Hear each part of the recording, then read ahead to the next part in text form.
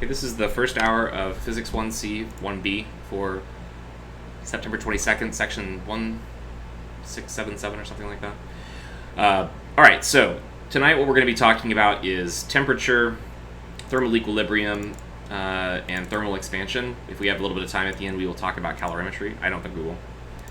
But what I want to do too is I want to do a couple more fluid dynamics problems. I don't know if you noticed, but I moved the due date of your homeworks to Thursday. Just seems more reasonable.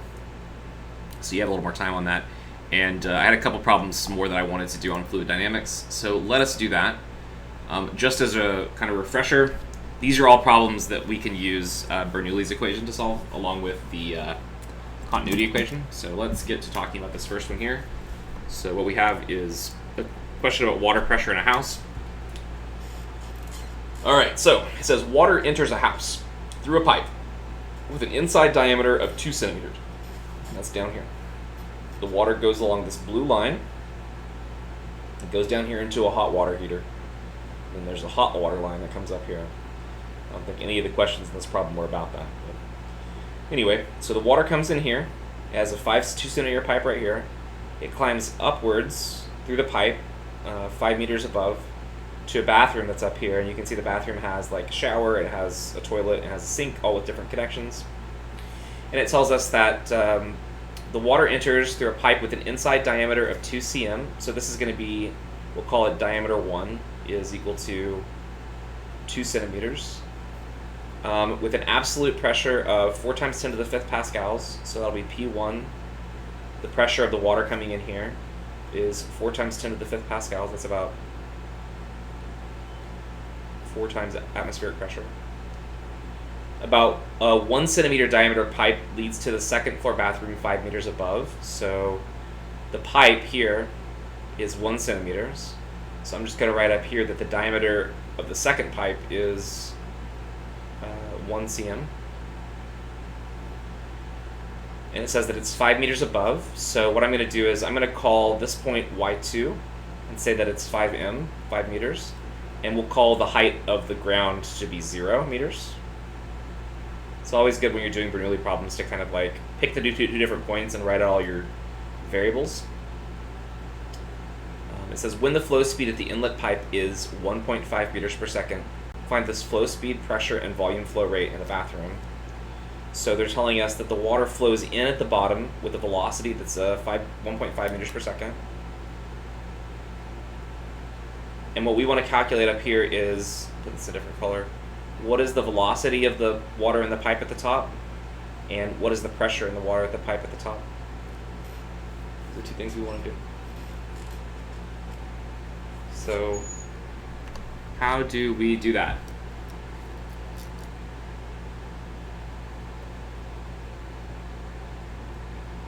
By the way, I believe in this class there is another lab next week. I think our next meeting will be with the people that went the first time, and I think the next lab we're doing is F5, but look at the schedule to check to make sure. All right, what do we do? Let's solve for the velocity first. How can I solve for the velocity? A1 V1 equals A2 V2. Yeah, that's right. Okay, so we'll call this part A. We want to find V2. And the equation we're going to use is the continuity equation. We solve this for V2.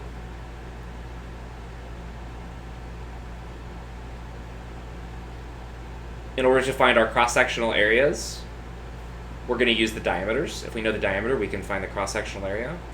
So what I'm going to do is I'm going to write this as, let's plug in numbers, 1.5 meters per second here, times A1 over A2, so that's going to be pi r squared for both of them. So diameter 1 was 2 cm, so I'm going to put 1 cm here, or 0.01 meters squared, because that would be the radius, divided by 2. The other object has, or the other pipe has a diameter of 1 centimeter, so I'm going to write that as 0.05, or 5 millimeters.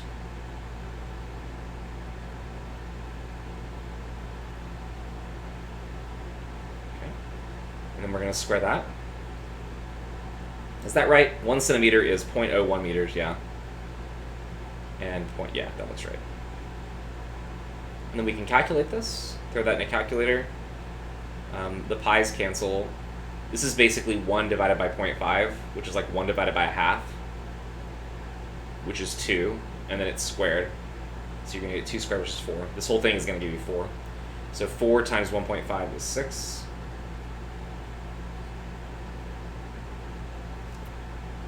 That part's pretty easy. Let me know if you have any questions. The second part, go ahead. I'm wondering how you got the 0.005 as the diameter for, isn't it 2 centimeters? A2. D1 is 2, and D2 is 1 centimeter. So 1 centimeter is 0.01 meters, right? Oh, my bad, yeah, So and then half of that is, R2 my bad. Yeah, you're right, sorry. No problem, you don't need to apologize. P2 is the next thing we want to calculate. So for this we'll use Bernoulli's, as was said. So now we'll say P1 plus.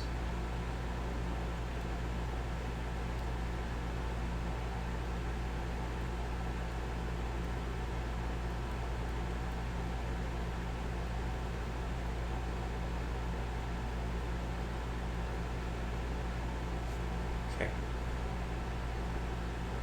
Now we said initially that y1 we set equal to 0.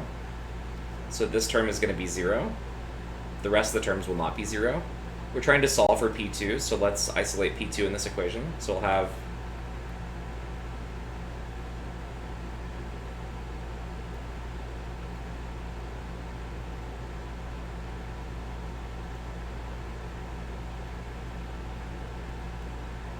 all of that, moving everything to the left-hand side.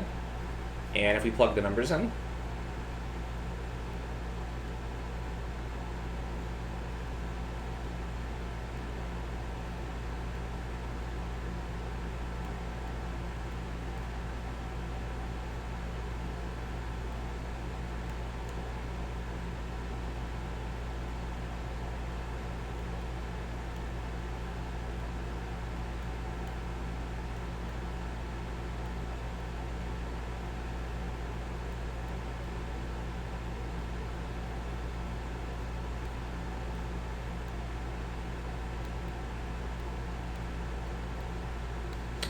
I probably should have factored out that 1,000 kilograms per meter cubed. That would have, so this all equals P2. And if we calculate that, what do you all get?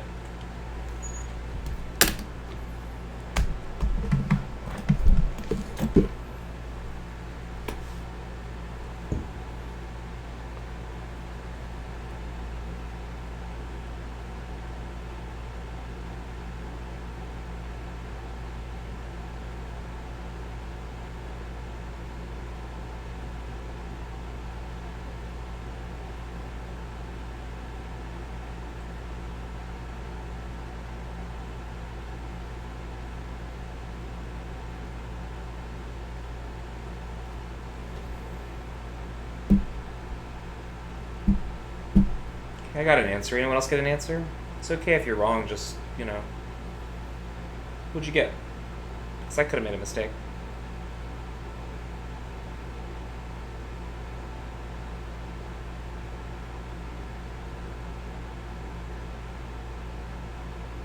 Yep, that's what I got to. 334,125. Yeah.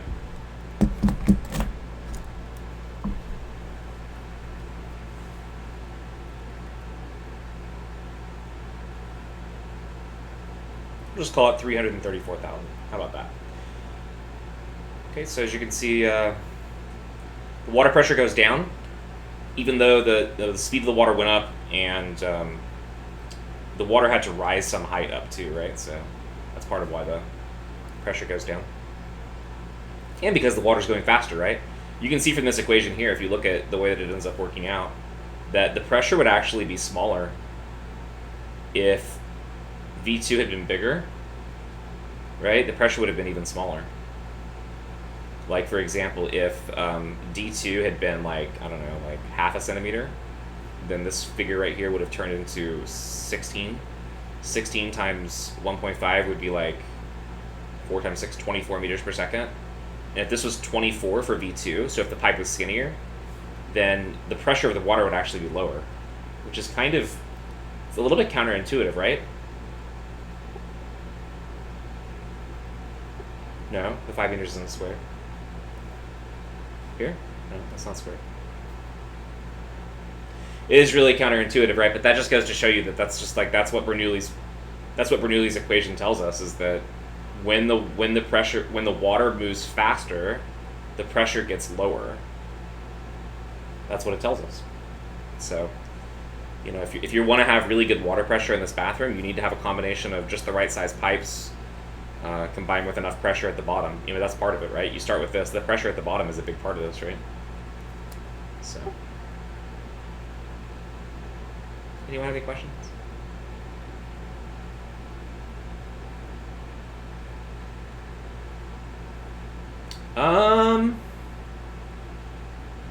It's possible, Andrew. Yeah, it's possible. Yeah, it would really depend on the strength of the material the pipe is made of. Yeah, pipes are usually pretty stout, whether they're made of plastic or metal or whatever. Okay. So let's do another one of these. Unless I misheard what you said at the beginning of class, Andrew, I think this problem is related to the question you're asking about.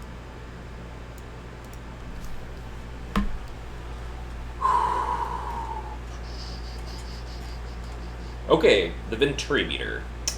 Figure 12.26 shows a Venturi Meter used to measure flow speed in a pipe. Derive the expression for the flow speed V1 in terms of the cross-sectional areas A1 and A2 and the difference in height H. The liquid levels of in the vertical tubes. So, in this pipe, we have a fluid that's flowing. You can see that there's a constriction in the pipe. That constriction makes the fluid flow faster.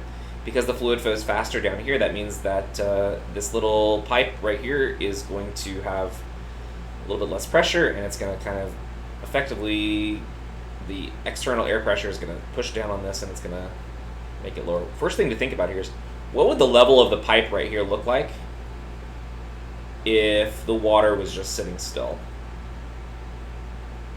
How would the levels of the water in these upper pipes right here, how would that look if the water was sitting still?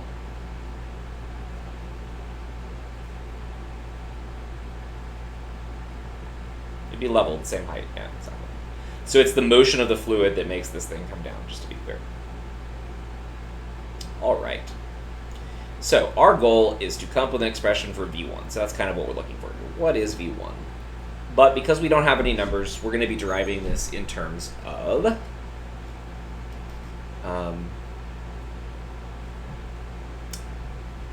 the areas and the height H, where H is this difference right here. So in order to do this, we start off just like we did in the last problem by saying we know there's a relationship between V1 and V2 that we can get by using the continuity equation. And it's written something like this. So that will allow us to eliminate V2. We can use that equation. And the other equation we have to write down, I'm just going to write the equation down and we'll talk about it.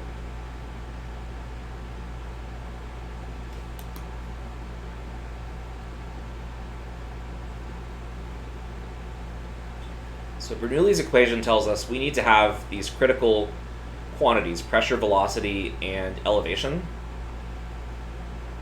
And we need to know what they are for the two different points that we're considering in our problem.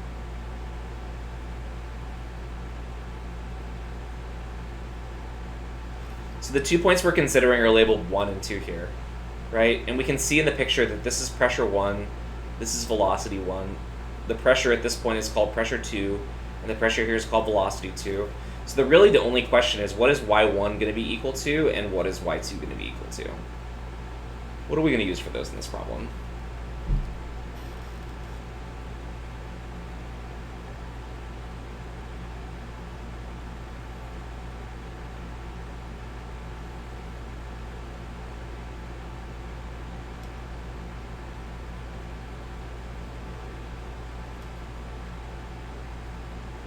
Zero.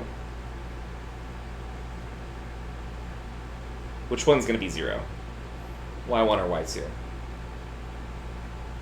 And where am I measuring y2 from? y1 or y2 from? Yeah, you're right, both of them. Why wouldn't I use h? Why wouldn't I call this y like y2 and call this y1?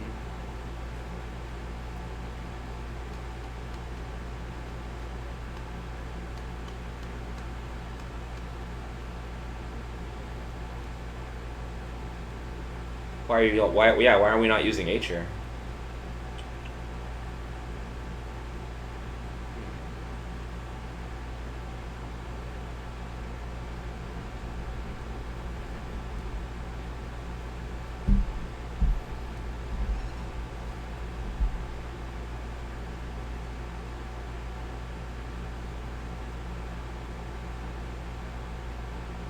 So what does this mean then? What is y1 and y2? What do they represent?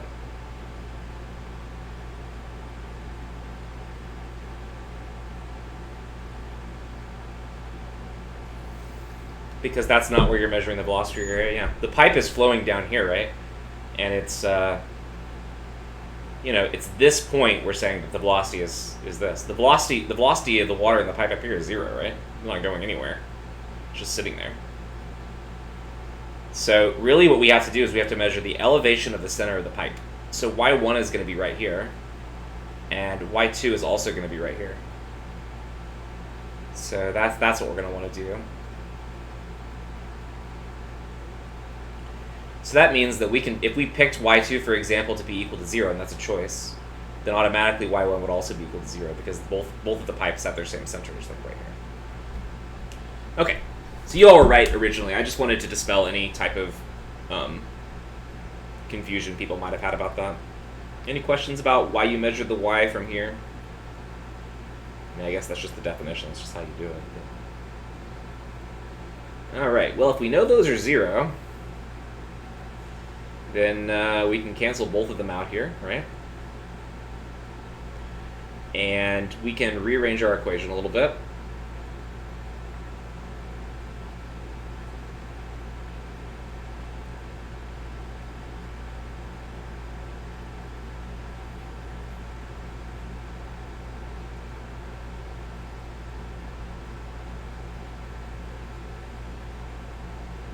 So rearranging terms, we get something like this.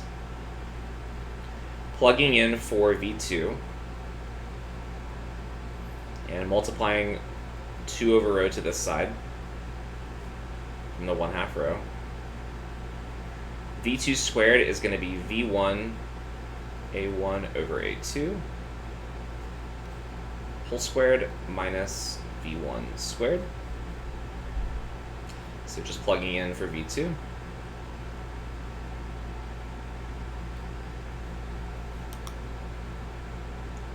Next, we can factor out the V1. Our goal is to solve for V1, right? So we got to factor that one out.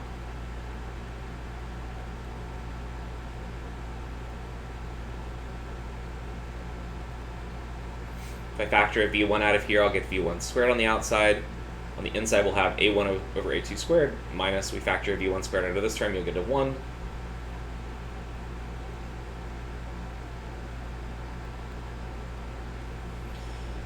Rearranging again, we get that V1 squared should be equal to 2 times P1 minus P2, all divided by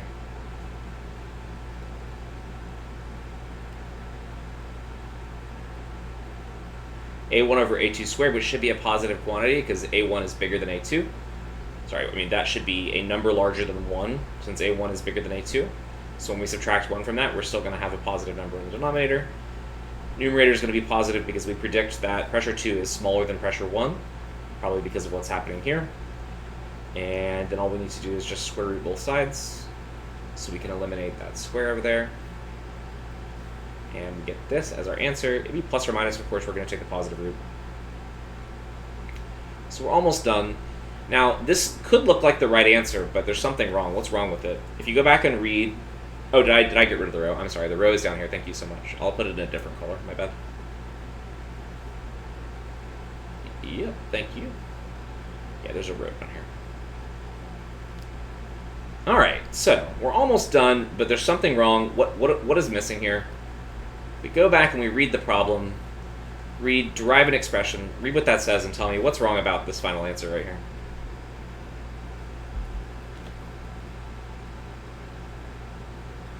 There's actually 3 things that are wrong with it. How do I know that's not the right answer? Wrong variables, right? What variables do I want? A1, A2, and difference in height. H, right? So we have P1, P2, and rho that we have to get rid of all those variables, right? How can we do it? How can we get rid of pressure 1, pressure 2, and rho? Pressure can be defined as something else. Like what?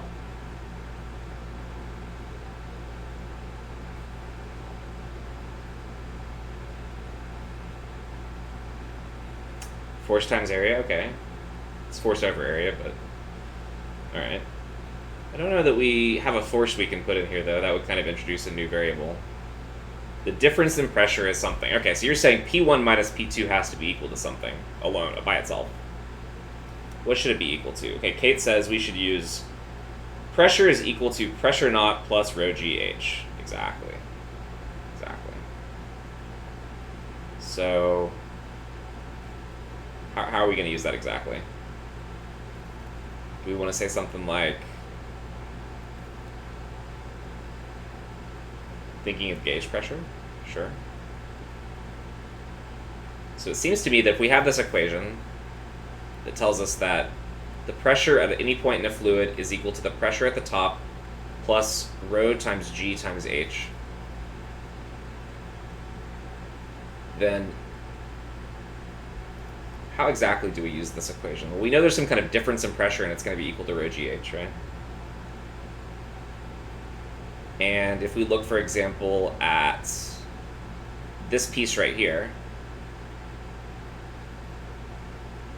we know that pressure 1 is going to be equal to whatever the pressure at the top here is, plus rho GH. And pressure 2 is going to be less than that, because you can see up here that the column of water above 0.1 is bigger than the column of water above 0.2. So you could say that the difference in pressure at 0.1 compared to 0.2 must be exactly equal to whatever the difference in this amount of water is right here, right? Because as I said, if the water wasn't flowing, the levels would be equal to each other, right? With the water flowing, all this extra water right here is basically a measurement of exactly how much extra pressure we have at 0.1, right? Because if that green piece that I highlighted there wasn't full of water, the pressures would be equal. So how much more pressure do we have at 0.1? Well, it must be that additional amount of water that's sitting on top of it is also a separate measurement of how much pressure we have.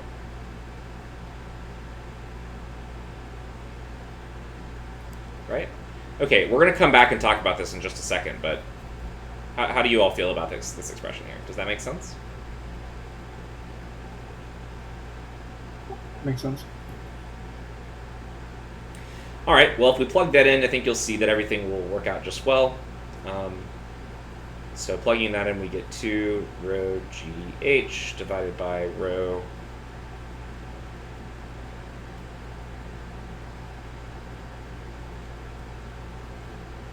and then we get a final answer that V1 is equal to the square root of 2GH divided by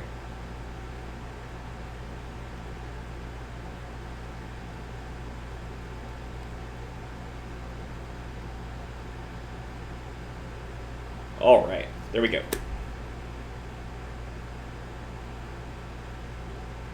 Anyone have any questions?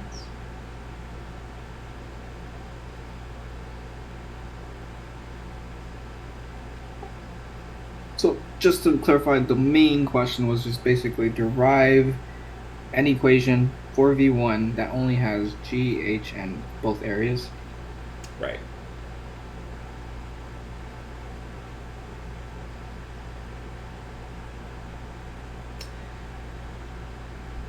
So, something that I left out of this that does not matter for this problem, but it does matter for the problem that I think you were asking about, Andrew. Maybe I'm wrong.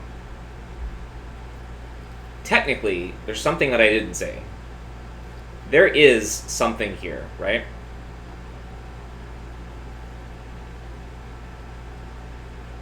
What is there inside of that? Atmospheric pressure. Atmospheric pressure, right? There's air, just air. Basically, there's air there, right? And if you think about it, that air, even though it's a very small amount, it does somewhat increase the amount of pressure that you would have over here, right? Because you have this little tiny column of air. Now, granted, it's not going to increase the pressure by a lot, right? But what I would say is that if we wanted to be 100% accurate here, this pressure difference is more than just rho GH. It would be rho GH, where this is the density of water, minus the density of air, times G times H. But this doesn't matter, right? If we were using numbers, this whole quantity that I wrote in red here would be very, very, very small. Do you all agree? And do you see why I put that on there? Okay. So the problem you have on your homework that's like this, there's a tube, but it's on the bottom, right? And that tube is half filled with, part of it's filled with mercury, and the other part's filled with water. So this is just a hint for that problem, basically. I think it's 8D or something like that. Is that what you were asking about, Andrew? No, it was All right. different. Never mind. All my students in my Monday class had questions about that, so that's the reason I brought it up. Anyway, okay, so let's keep going. Do we take a break now? No. We can keep going. So we're going to be shifting gears now. This is kind of the end of our discussion of fluid dynamics, although we may return to them later. And we will probably continue to use some of the ideas as we move along. Now what we want to talk about is temperature and what's called the Zeroth Law of Thermodynamics. Get into some definitions of how thermometers are made, what kind of scales we have, Celsius, Fahrenheit, Kelvin, and also to then kind of use those ideas to talk about thermal expansion, which is the idea that when you heat objects up, like metals, they tend to expand. So let us grab all of these things over here.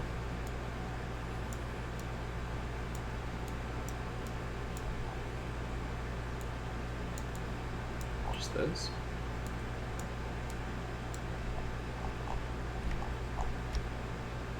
Alrighty. So let's start with this picture.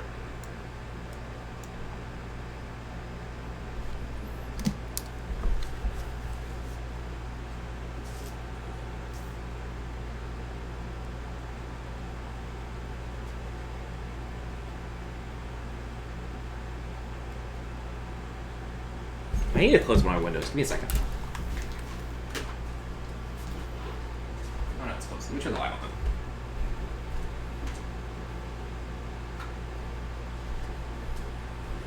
Alright.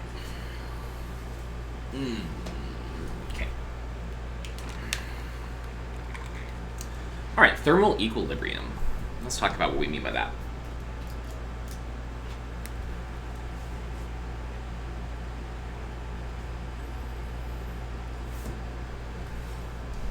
Okay, so we've learned about equilibrium in Physics 1A. It is something that happens whenever the net force acting on an object is equal to 0. And we learned in Physics 1A that that means there's two possibilities for what the object's doing. It's either going to be at rest or it's going to move in with a constant speed. That's equilibrium in Physics 1A. Now we're going to be moving into talking about thermodynamics, which is the study of how heat and temperature interact with each other in substances, how heat flows, okay? And in order to talk about thermal equilibrium, we need to introduce some new vocabulary words that you probably are familiar with. The first one is conductor. When I talk about, let's say, heat flow, what is a good conductor of heat? What is a type of substance that conducts heat really well? Copper? Copper, yeah. What else? Really any metal, right? So Tinfoil is a pretty bad conductor, right? No, I don't think so. Tinfoil conducts heat. Stainless steel, yeah. So just metals in general, right? These are all things that are good conductors of heat. I believe that glass becomes a really good conductor of heat when it gets hot. That's what I was reading about. I think Pyrex is a pretty good conductor of heat. You know, nickel, obviously. Any metal you name is going to be a good conductor of heat. So a conductor is an object that basically allows heat to transfer through it very quickly. Okay? It allows heat to transfer through it very quickly. That means that things like metals will heat up very, very, very rapidly. You know, if you place a pot on the stove, and you turn on the stove, if the pot's made of metal, then you're not going to want to touch the metal of the pot because it's going to get really hot really quick, right? So conductors are basically materials that allow heat to flow very quickly.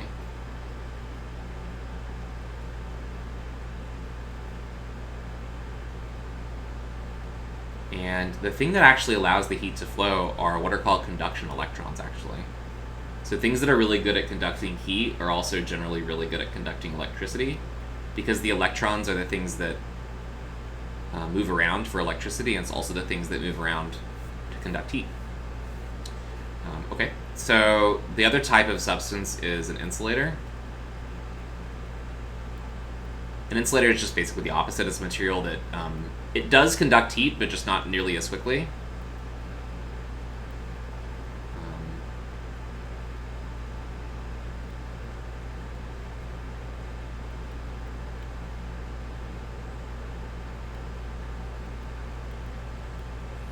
All right, so what are some examples of things that are insulators?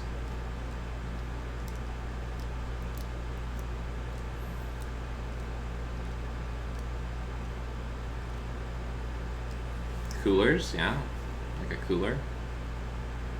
It's an example of an insulator. Now, an insulator is something that can either keep things hot or keep things cold. Either way, you know, a cooler, styrofoam, yeah, rubber is a good one. Insulation, like in your home, yeah, rubber. A heatsink is usually made of metal, so. I think wood's an insulator. Although obviously wood burns, but that's a different, combustion's a different thing. Rubber, coolers. Someone say styrofoam? Yeah, styrofoam is a really good one. Okay. An insulator basically kind of slows down heat flow. And your home has insulation in it, which is designed to keep it, you know, warm in the winter and cold in the summer. And in the walls of your home, what's inside of the walls in your home? Insulation. Maybe insulation. Maybe just air, right? Air is a really good insulator. So if you were to bang a hole through your wall, you'd probably find that a lot of your walls are basically just filled with air. Dual pane windows. If you have dual pane windows, which you probably don't here in California, but dual pane windows basically are windows where you have two pieces of glass that are separated by some amount of air, which will help the window from allowing heat to flow through it, because otherwise the glass can tend to act like a conductor a little bit. Alright, so now we have an idea of what an insulator and a conductor are. Keeping in mind that insulators will keep things cold if they are already cold, they will keep things warm if they're already warm. So around here there's a guy that runs around selling tamales, and he carries a little cooler, like a little rolling cooler, and it's basically just filled with, you know, a bunch of different types of tamales, and they're all really hot. But he keeps it in a cooler, which I know it's called a cooler, but that doesn't mean it can't keep things hot too, right? Because it's, you know, it's a good insulator.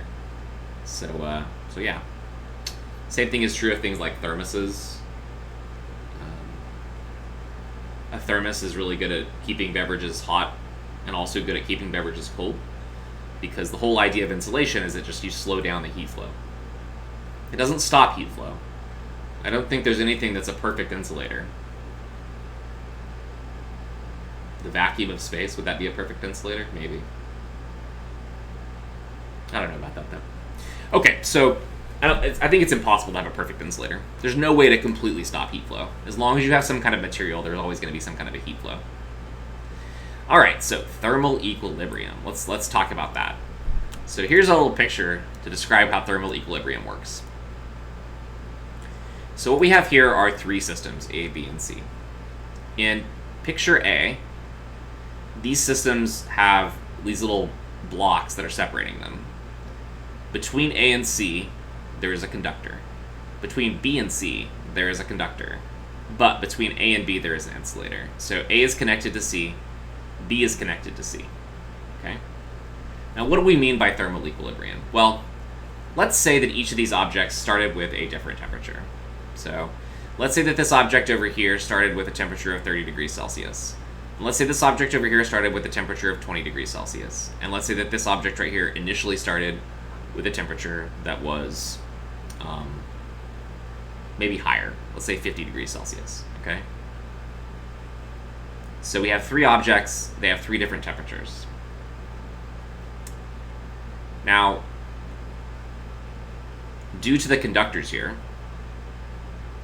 these temperatures can interact with each other, right? So the hot object is going to have the effect of warming up these other two objects. Would you all agree with that?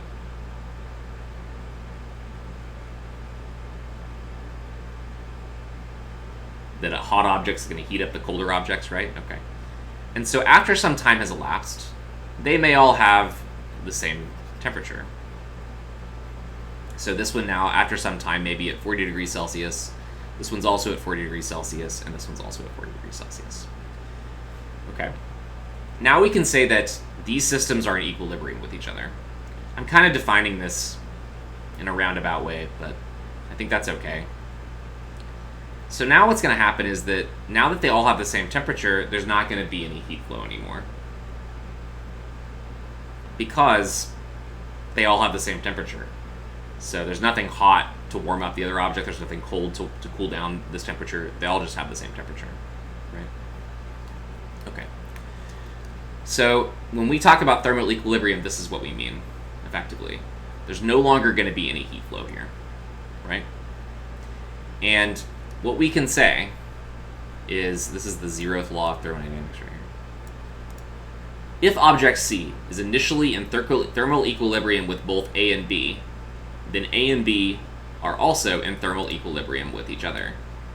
So if we now remove the temperatures, right, and we just say, we take these systems, we don't even know what temperature is to begin with, right? We just forget that we ever heard of temperature. But we understand hotness and coldness, okay? So we take a hot object C, we place it next to cold object A, cold object B, right? Maybe I could just say, like, suppose this one was hot, and say that these two are cold, right? We don't know about temperatures or anything like that, but we do know that hot objects will warm up cold objects, right? And so, given enough time, these objects will no longer be cold, but they're going to come to some common final temperature, right? Trying to not use the word temperature, but there I did it again. If these are in thermal equilibrium, that means they're going to feel about the same hotness, right?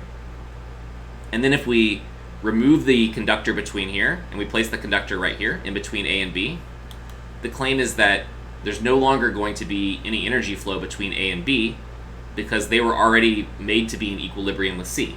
If they're each in equilibrium with C, then they have to be in equilibrium with each other. And that's what the Zeroth Law of Thermodynamics says. It's kind of our fundamental starting point for describing how heat flow works. Does that idea make sense to you? Okay. It's kind of like in mathematics if you say that, if I know that A equals C, and I also know that B equals C, then it has to be the case that A equals B, right? That's pretty much what we're saying. Here. But we're defining it in terms of thermal equilibrium. Okay, so thermal equilibrium specifically means no more flow of energy. No more flow of heat. No more flow of energy. Okay. Now that we've made that statement, we can drop in here the definition of what temperature is. So given this understanding of thermal equilibrium, two systems are in thermal equilibrium if and only if they have the same temperature. Okay, so there we go. Now we can talk about temperature. Right? Two objects are in thermal equilibrium if they have the same temperature. Right? I want to mention one other thing here. I don't know when they'd actually mention this in the book, but I think it's worth mentioning now. If I have an object that's 100 degrees Fahrenheit, okay, and I bring it in contact with like an ice cube, let's say, So let's say I put an ice cube on top of it. Ice cube is going to have a temperature of what? How many Fahrenheit? What's the freezing point of water? 32 degrees. 32 degrees. So that's the freezing point of water on the Fahrenheit scale. So if I have an object that's 100 degrees Fahrenheit, maybe a hot day, the sidewalk is like 100 degrees Fahrenheit, right? And I place on top of it a piece of ice that's at 32 degrees Fahrenheit, right? What we know about heat flow is that heat will always flow from the hot object into the cold object.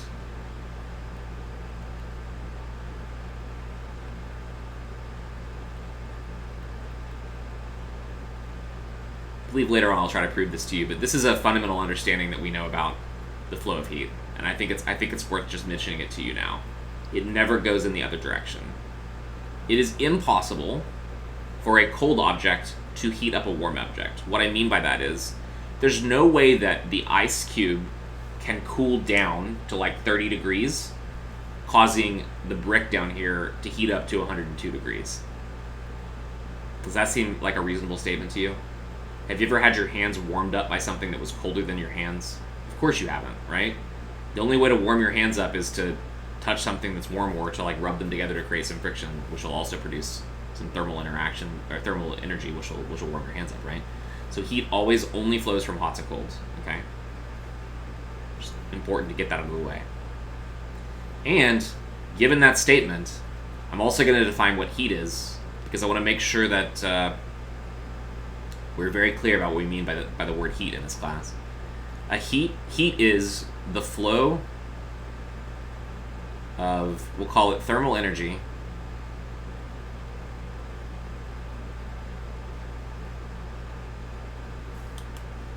due to a temperature difference.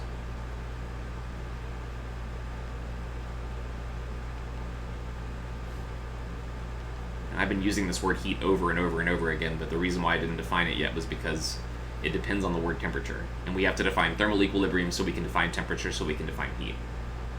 Heat always flows from hot to cold, and the definition of heat is a flow of thermal energy due to a temperature difference. Does that make sense?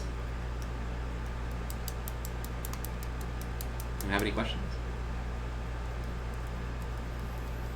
Okay.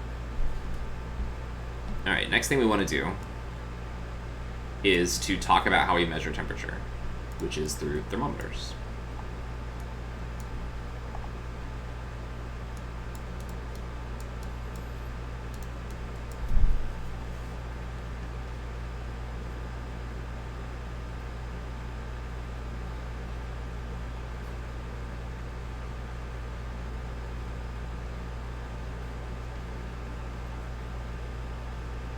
All right.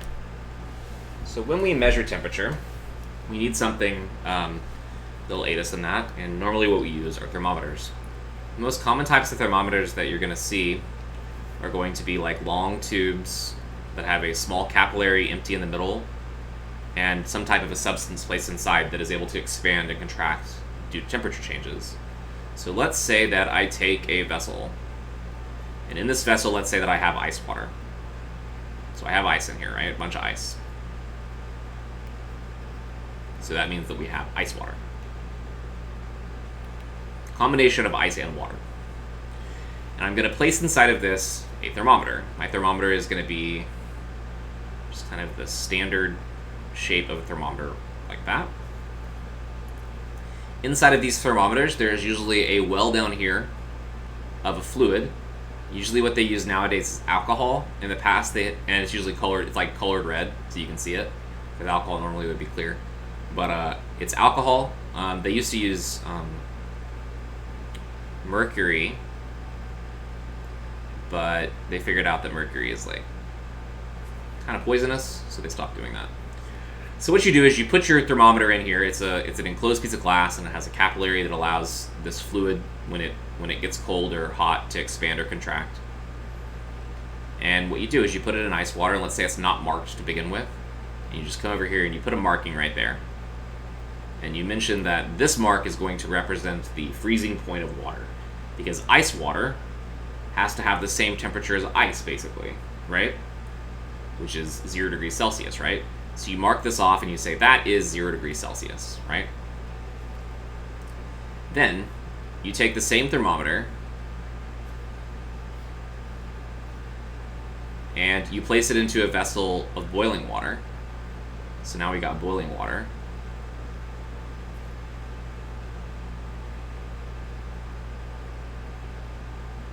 And of course, if we're going to have boiling water, we have to have some kind of a flame down here that's producing it, right? All right, so we've got this flame. It's producing boiling water here. We take our exact same thermometer. We stick it inside of here. And we notice, okay, it's boiling. That means that the liquid's going to expand more. So now our liquid is going to expand and maybe fill up, more of our tube. And we already marked off where the freezing point of water was. We saw that it was down here. We already said that's our 0 degrees Celsius point, right? And now we just mark off the new point. That's going to be 100 degrees Celsius. And then we take our entire thermometer,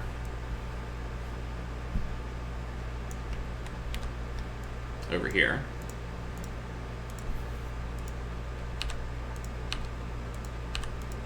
and all we have to do now is to just make 100 markings inside of here, 100 equally spaced markings, and that will allow us to have something that allows us to measure temperature, right? So I'm not going to put 100 markings on here, but maybe we cut it in half, and then cut it in half again, and cut it in half again, and we just say, okay, this has to be 50 degrees Celsius, this has to be 25 degrees Celsius, and this would have to be 75 degrees Celsius. And now we got a thermometer. And that's basically what you use to measure temperature. It works off the concept that the expansion of this liquid inside of here is proportional to the temperature change. Now we have different types of thermometers, of course. We don't just have Celsius thermometers, although when you do labs, you're primarily going to be using Celsius, I believe. We also have Fahrenheit thermometers, and they're a little bit different. So we could technically use our same original thermometer, but we'd have to make some changes here. So we'd go back to what we had, and we'd say, you all told me that the freezing point for water is 32 degrees Celsius. Or sorry, 32 degrees Fahrenheit, right? What's the boiling point of water? Does anyone know? What's the boiling point of water? 212, okay. Usually nobody knows. But it is 212 degrees Fahrenheit. And you can actually figure that out with this equation right here. If I put 100 in here for Celsius, and I do 9 over 5, 9 over 5 is like 1.8. So 180 is what you're going to get if you put 100 in here, right? 1.8 times... I hate that they use 9/5. I feel like that's so confusing. You can also use this. I know how much people hate fractions. I'm well aware. Everyone hates fractions. Anyway, put in 100 right here, right? 1.8 times 100 is 180, plus 32, you get 212. Okay. Now, we would have a new scale. But notice, something is a little bit different about this. Between 0 and 100, you can imagine putting 100 markings in here, right? Between 32 and 212, we're going to need to put in 180 markings now, right? So the way this ends up getting divided up is going to be a little bit different, right? All right. Another thing to say about these two scales is that 1 degree Celsius is not the same thing as 1 degree Fahrenheit. Okay, 1 degree Celsius is a bigger change than 1 degree Fahrenheit. After all, there's 180 spacings between 32 and 212 instead of just 100 spacings between 0 and 100. That tells you that 1 degree Fahrenheit is much smaller than 1 degree Celsius. In fact, I think your body temperature, so it's 98.6 degrees Fahrenheit is your body temperature, right? But if you measure your body temperature in Celsius, I believe it's something like 37 degrees. So that kind of tells you pretty quickly that Celsius has bigger increments pretty much on the scale. Both of these scales suffer from something that is maybe not immediately obvious. Temperature can be negative in both of these scales, right? You can have a temperature in Celsius, for example, of, like, let's say negative 10 degrees. That's a possibility, right? You can have a temperature in Fahrenheit that could be like negative 5 degrees Fahrenheit, right? So negatives are possible. Because negatives are possible, that really changes the way you can do mathematics with this. And what I mean by that is, if you go from 10 degrees Celsius up to 20 degrees Celsius is okay, maybe this is a bad example. I'll use this as an example, but then we'll use Fahrenheit. Is 20 degrees Celsius twice as hot as 10 degrees Celsius? I don't know. Think about that just for a second. And then I'll give you an example in Fahrenheit. So let's say for Fahrenheit, I give you 40 degrees Fahrenheit and 80 degrees Fahrenheit. So is 80 degrees Fahrenheit twice as hot as 40 degrees Fahrenheit? What do you think? No, it's not. It's not. So that's kind of a problem. You know, normally when you talk about really any physical measurements you make, like, for example, kilograms, if I give you something that's 5 kilograms, and I give you something that's 10 kilograms, you can hold them, and you can even sense that the 10 kilogram object feels about twice as heavy as the 5 kilogram object, right? And that's because we have a 0 point for kilograms. We know what 0 kilograms means. And there's no such thing as negative kilograms, right? There's no such thing. There's no negative kilograms. There's no such thing as negative time either, right? You know, 10 seconds is half as long as 20 seconds, right? 2 years is twice as long as 1 year, because there's the same number of days in a year. So almost all other quantities, even, you know, distances can become negative, right? Energy can become negative, right? But that doesn't mean that, you know, a negative sign for distance is usually just a direction. Okay, so as a result of that, if we want to be able to do some certain types of calculations, we need a new scale. So sometime, I want to say between the 17 and 1800s, someone did this experiment. I don't remember who it was. I want to say maybe Robert Boyle. It could have been Lavoisier. I don't really know. But here's basically the experiment. Here, let me take this off the screen and make it bigger so we can actually see what we're looking at here. So here's the experiment. We'll look at the data afterwards. So this is a constant volume gas thermometer, it says. All right? Constant volume gas thermometer. There is a gas inside of this vessel right here. The vessel is now enclosed within a beaker that looks to have maybe some ice in it or something like that. And there's a measurement up here. And there's a spigot right here. So you can measure both temperature and pressure here. And what happens if you do that for different types of gases? Maybe some of you have done this experiment before, I don't know. If you start to plot the pressure of your gas versus the temperature of your gas, okay? And let's say that this point right here represents 0 Pascal. See, temperature over here. We're going to do temperature in degrees Celsius. Let's say that the origin here represents 0 degrees Celsius and 0 pascals, okay? So pressure measured in pascals, temperature measured in Celsius, right? And I need one more line right here too. So this is going to be the negative temperature axis because Celsius can become negative, right? So what's interesting is that if you start to look at the pressure and temperature of a gas at different points, what you'll find is that, you know, if you measure the pressure at this point and you have this temperature here, as you go to measure another temperature and pressure and another temperature and pressure, even if you only take 3 data points, you'll very quickly see that they seem to form a line. And the more data points you pick, where you just keep, you know, you basically just lower the temperature of the vessel, right, by adding more ice or putting dry ice in here, whatever you want, or you can heat it up by letting the ice melt. As you look at the pressure and temperature, they seem to form these ordered pairs that line up in a line. And then what happens is that, okay, I didn't do this quite as well as I wanted to. Let me redraw these. I want to have more of a slant to this. So this is just for one gas. Like maybe this is going to be oxygen, okay? Now what happens is if you try to draw a best fit line through these points, you notice that they come back and they hit a point on the x-axis, or the temperature axis here, right?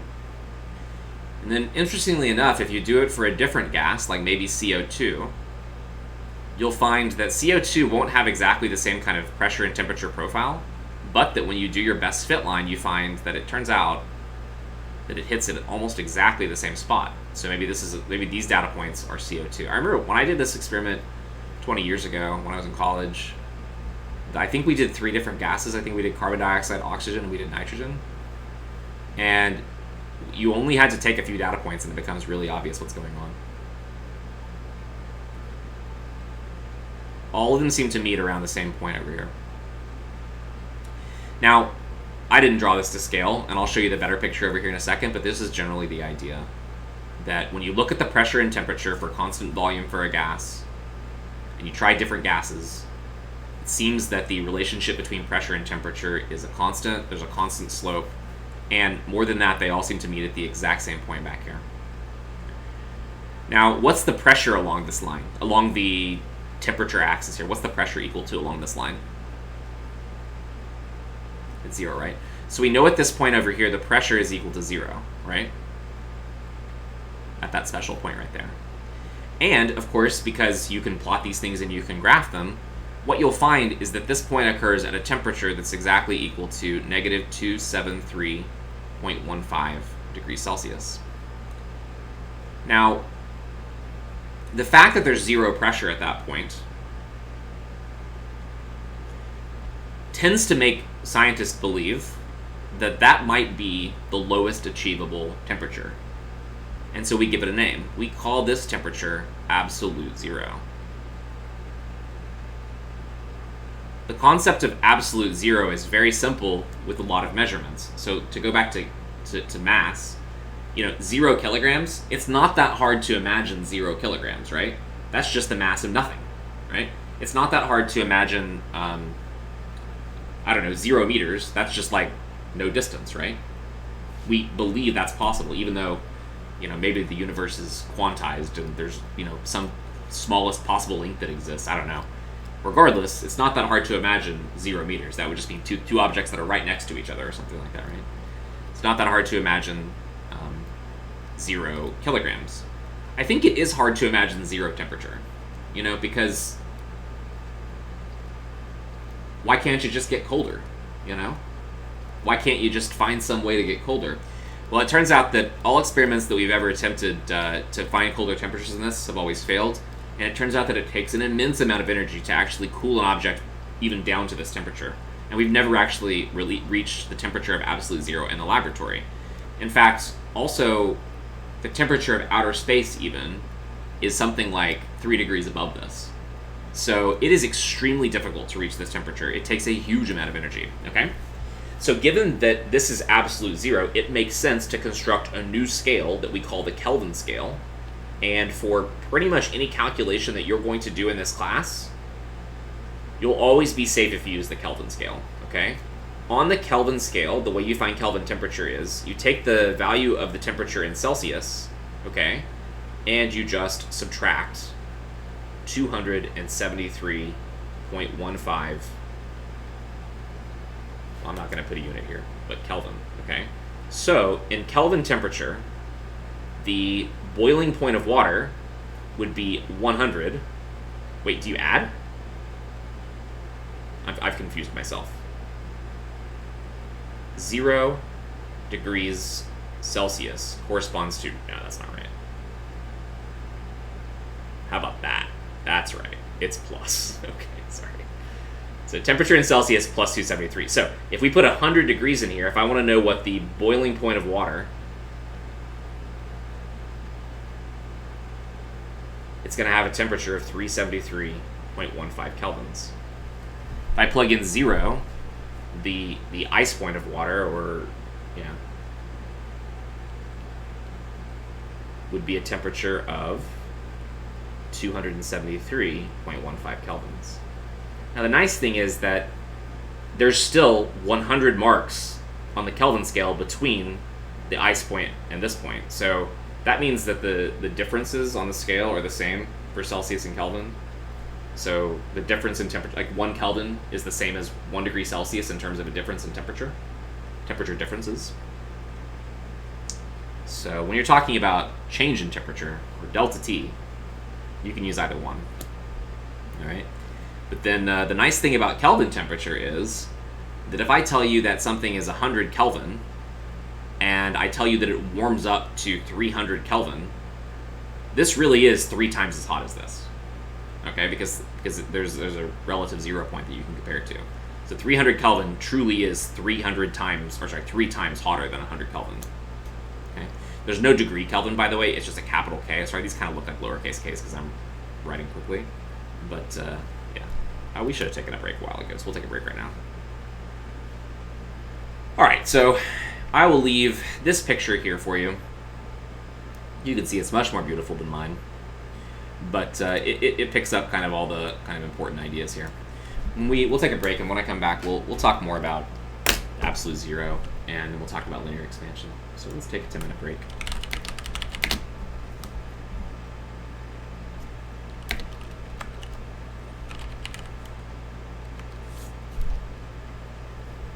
So it's impossible to reach zero pressure as well. Yeah, let's come back to that question, Jacob. That's a good question. Let's come back to that when I come back.